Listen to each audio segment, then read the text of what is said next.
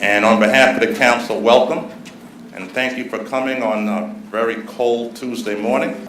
I am Terry Clark. I am the new president of the New York, New Jersey Council.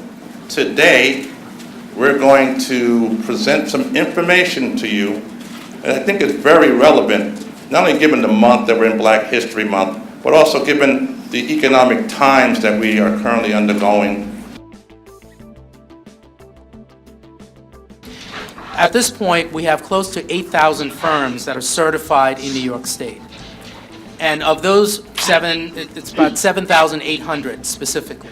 Of those 7,800 firms that are certified, only 2,215 are African American. We don't want you to just be sitting in a database. You're filling out papers. You know, we have the relationship with MSDC. We have it with the state. We have it with the School Construction Authority. We've tried to streamline the process, and we have only 4,000 certified companies. So I'm saying, folks, out of the 200,000, where are you at? You know, we do these disparity studies, and, you know, they talk to all these people, but we can't yet get people to understand, if you're not in it, you can't win. You can't be counted. Sure. What I often find is that we spend an extraordinary amount of money in certain industries where there are very few MWBE firms participating. So if I was a business owner, I would look to see where those industries are and see whether or not there's an opportunity to expand.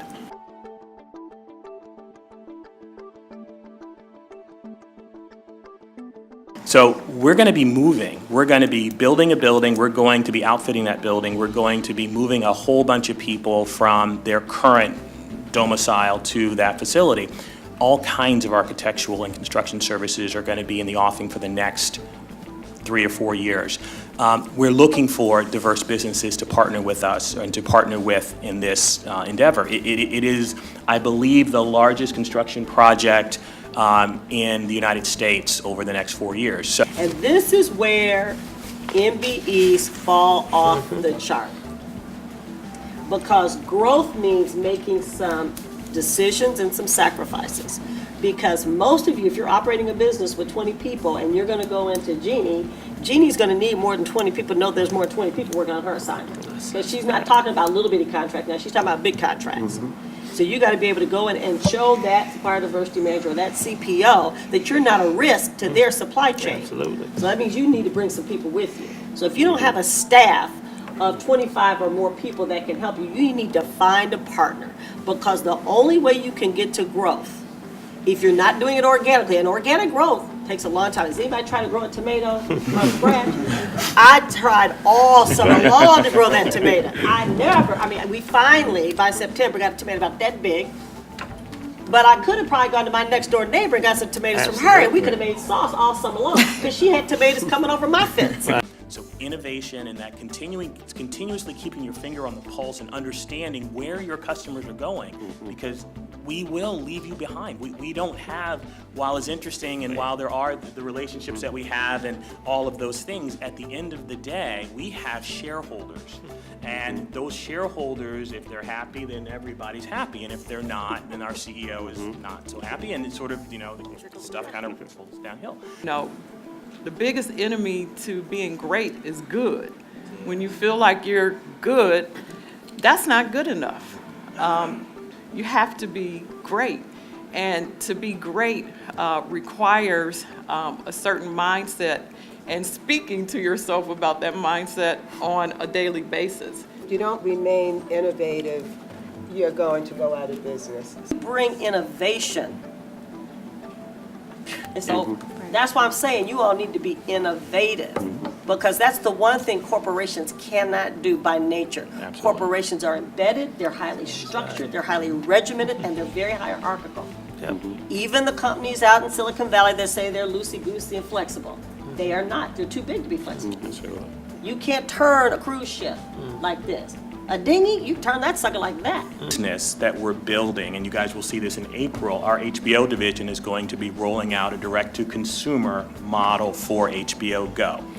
That model is a significant 9-figure business that we have expectations from a revenue perspective of, okay? Those suppliers that are part of that innovation and that activity were largely or are largely new suppliers. The spend on that effort is new investment. So there has been a 9-figure investment in this product in a market and with a technology that didn't exist 3 or 4 years ago.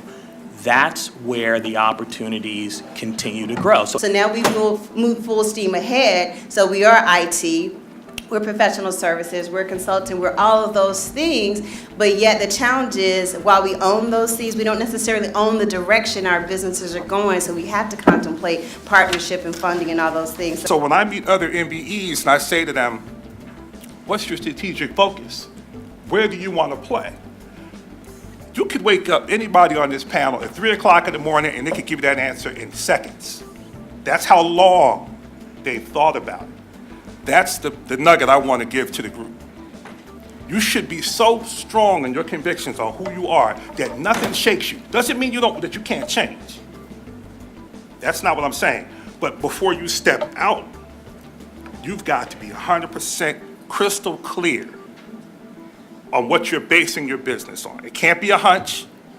It can't be a fad. It can't be, I want to do business with the biggest companies in the world, if you're not ready.